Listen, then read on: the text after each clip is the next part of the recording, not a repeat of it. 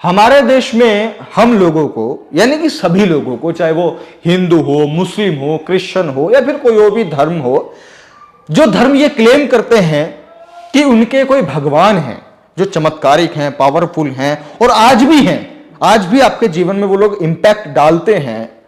चाहे कुछ लोग अपने अल्लाह को बताते हैं, कुछ लोग अपने जीसस क्राइस्ट को बताते हैं, कुछ लोग अपने अन्य कुछ चमत्कारिक भगवानों को बताते हैं। तो इस देश में आज भी ऐसा कुछ बताया जाता है धार्मिक गुरुओं के द्वारा, है ना, स्पेशली कि भाई ऐसा ऐसा है, आप सबको पूजो इनको, तो ये आपके जीवन में ऐसा ऐसा करेंगे और इनसे ताकतवर कोई है ही नहीं, इनके आगे कोई टिक ही नहीं सकता। और अगर इस देश के लोगों पे, यानी कि आप पे अत्याचार होगा, अगर आप हिंदू हो तो आपके ऊपर अत्याचार भगवान रोकेंगे, अगर आप मुस्लिम हो तो आपके ऊपर होने वाला अत्याचार अल्लाह रोकेंगे, अगर आप क्रिश्चियन हो तो आपके ऊपर होने वाला अत्याचार जीसस रोकेंगे, है ना। यही तो सब बताया जाता है ना, आपने भी सुना होगा। अच्छा, हिंदू पे अत्याचार हो तो अल्लाह जी नहीं रोकेंगे, मुसलमान पे अत्याचार हो तो भगवान जी नहीं रोकेंगे तो ये चीज है। अच्छा, फिर मैंने एक चीज और सोचा, क्योंकि अभी आपको पता होगा कि देश में जो क्रांतिवीर हमारे लोग रहे हैं, चाहे वो भगत सिंह हो, चंद्रशेखर आजाद हो, डॉक्टर अंबेडकर हो, ज्योतिबा फूले हो और भी तमाम जो हमारे महापुरुष हैं, जब अब क्या है कि इनकी जो वैल्यू है वो ज्यादा बढ़ रही है, क्योंकि लोग अब प्रैक्टिकल हो रहे हैं ना, चीजों को समझ रहे हैं। जो वास्तविक क्रांतिकारी हैं, जो रियल लाइफ हीरोज हैं, उनके बारे में जानने का कोशिश कर रहे हैं। तो उन्हीं सब के बाद में मेरे दिमाग में एक विचार और आया कि इस देश में जब मुगल शासन चल रहा था तो उन लोगों ने इस देश के लोगों पर बहुत अत्याचार किया। इस देश के लोगों पर, हिंदुओं पर नहीं, ब्राह्मणों पर नहीं, दलितों पर नहीं, मुसलमानों पर नहीं, क्रिश्चियंस पर नहीं और भी जो अन्य धर्म है उन पर नहीं, इस देश के लोगों पे, यानी कि सभी पे। उसके बाद में ब्रिटिशर्स आए, अंग्रेज आए। अंग्रेजों ने मुगल जो शासक थे उन लोगों को धीरे धीरे ध्वस्त किया, उन्हें भगा दिया। फिर अंग्रेज अपना शासन हम पे थोपने लग गए। अंग्रेजों ने फिर हम पे अत्याचार करने शुरू किए, उन्होंने अपनी पॉलिसीज हम पे थोपी, उन्होंने जो भी उनको करना था, जिस तरीके से गुलाम बनाए रखना था, उन्होंने वो अपना पूर्ण प्रयास किया पूरे देश पे। अब इतना जब सब कुछ हुआ, अच्छा आगे की बात, उसके बाद में 1947 में जब हमारा संविधान लिख करके तैयार हुआ और जब 1949 में हमारा संविधान पूर्ण रूप से लागू हो गया, तब हमारा भारत देश पूर्ण रूप से आजाद हो गया। जितने भी तमाम विदेशी आक्रांता थे जो हमारे देश पर शासन कर रहे थे, वो सब भगा दिए गए। अब कौन थे? अब हमारे ही देश के लोग थे।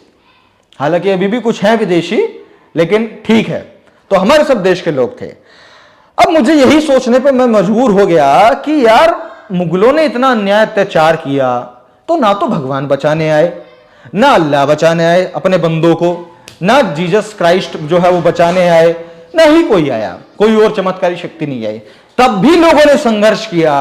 जब अंग्रेजी शासन था तब भी लोगों ने संघर्ष किया। उसके तमाम नाम आपके सामने होंगे जिनको हम देशभक्त के नाम से बुलाते हैं, तो वो सभी लोग थे।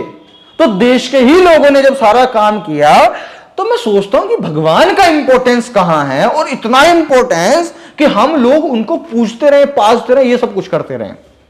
वो मुझे कहीं पे भी नहीं दिखा, कहीं भी नहीं। बस फिर हमें जब हम ये सवाल करते हैं तो ये जो इनके नाम का धंधा चलाते हैं, ये लोग हमको बताते हैं, अरे कृष्ण जी ने उंगली पे पर्वत उठा लिया था, है ना, गांव वालों को बचाने के लिए बारिश से। हनुमान जी पहाड़ उठा के लेके आ गए थे, हनुमान जी ने सूरज निकल लिया था, भोले जी ने विष पी लिया था, और फला जी ने ये कर लिया था। कुछ मुस्लिम लोग हैं वो अपनी अलग कहानियां बताते हैं, जीसस वाले हैं वो अपनी अलग कहानियां बताते हैं कि जीसस ने ये किया, तुम्हारे लिए सूली पे चढ़ गए, है ना, ये सब चीज हो गया। अरे तो उसमें मेरा क्या फायदा? अच्छा तो उससे मेरा क्या फायदा? सुना है ना आपने ये डायलॉग? तो वही चीज ना कि यार प्रैक्टिकली क्या किया। हर इंसान का, हर किसी भी चीज का अपना एक लाइफस्टाइल, अपना एक जीवन है, जीवन संघर्ष है। तो उसके जीवन को हम तब रोल मॉडल मानेंगे ना जब उसके किए हुए काम से हमें कुछ बेनिफिट हुआ हो। सीधी सी बात है। लेकिन हमारे देश में बस कि हां ऐसा ऐसा किया। लेकिन भाई, मैं प्रशांत बौद्ध, मैं अपने देशभक्त लोगों को अपना आइडियल मानता हूं। उनकी बायोग्राफीज पढ़ के उनसे इंस्पिरेशन लेता हूं, अपने थॉट्स को डेवलप करता हूं और अपनी जो आगे की मेरी लाइफ स्टाइल है उसको बनाने के लिए प्रिपरेशन करता हूं।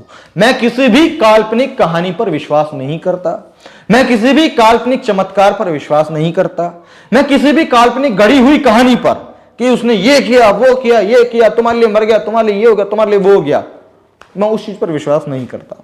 हम वो विश्वास करते हैं जिस चीज का इंपैक्ट आज तक भी हमारे देश में है। बाबा साहेब का जो संविधान लिखा वो आज उसका इंपैक्ट आज भी है। जो भगत सिंह ने क्रांति की उसका इंपैक्ट आज भी है।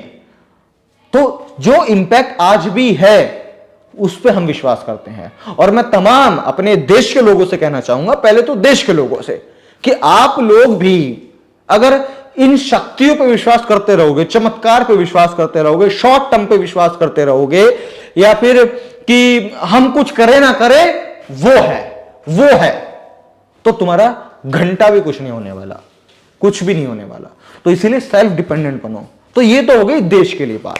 उसके बाद में मैं अपने बात करना चाहूंगा अपने SC, ST, OBC, माइनॉरिटी और आदिवासी समाज के लोगों से कि आप लोग तो बिल्कुल भी इन चीजों पर विश्वास मत करो, क्योंकि मुगल के बाद अंग्रेज के बाद एक और हैं जो आप पे आज भी अपना शासन थोप रहे हैं, जो आप आज भी आपके मानव अधिकारों को छीनने में लगे हुए हैं, जो आज भी आपके ऊपर अन्याय अत्याचार करने में लगे हुए हैं, जो आज भी आपको गुलाम बनाए रखने की तैयारी करने में लगे हुए हैं।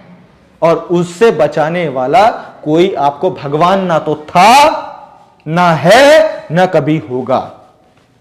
आपको बचाने के लिए, आपको पढ़ाने के लिए, आपको मानवाधिकार देने के लिए सावित्रीबाई फुले जी ने मेहनत करी, ज्योतिबा फुले ने मेहनत करी, अंबेडकर जी ने मेहनत करी, रामास्वामी परियार ने मेहनत करी, सावित्रीबाई फुले ने मेहनत करी, रमाबाई हमारी माता ने मेहनत करी, कांशीराम जी ने मेहनत करी और तमाम महापुरुष जिन्होंने मेहनत करी। उसके बाद यह परिणाम है कि आज आप इस लेवल पे हैं कि आप आज जो कुछ कर रहे हैं वो कर पा रहे हैं, स्वतंत्रता के साथ में, अपने सभी मानव अधिकारों के साथ में, और इन सब चीजों को दिलाने वाले इंसान हैं, इंसान। तो इसलिए उनको पढ़ना शुरू कीजिए, उनके जीवनी को समझना शुरू कीजिए और अपने जीवन में आगे बढ़ना शुरू कीजिए। इन फालतू चमत्कार मैं देखता हूं हमारे SC, ST, OBC समाज के लोग पहले हिंदू थे, अच्छा भगवानों का काम पसंद नहीं आ रहा, चलो मुसलमान बन जाते हैं, अच्छा अब अल्लाह के पूजने लग गए, नहीं अल्लाह का भी यार समझ में नहीं आ रहा, अल्लाह भी काम नहीं कर रहा, चलो अब जीसस बन गए, उसमें चले गए, क्रिश्चियनिटी में चले गए, अच्छा यार जीसस भी यार काम नहीं कर रहा तो कर क्या रहा है, मतलब वो घूमते फिर रहे हैं। अरे उन पे काहे घूम रहे हो भाई? तुम्हारे बाजू में दम नहीं है क्या? तुम्हारे दिमाग में दम नहीं है क्या? है? इसका उपयोग करो, इसका उपयोग, और जीवन में आगे बढ़ो। तो बातें बहुत सारी हैं, जितना हम करें उतना कम है, लेकिन आज के लिए इतना ही। अगर आपको बात सही लगी है कि ये लोगों को समझनी चाहिए तो मैं आपसे अनुरोध करूंगा कि इस वीडियो को शेयर कीजिए ताकि अन्य लोग भी इन बातों को समझ पाए। मैं प्रशांत बहुत मिलता हूं आपसे अगली वीडियो में, तब तक के लिए बहुत बहुत शुक्रिया, धन्यवाद।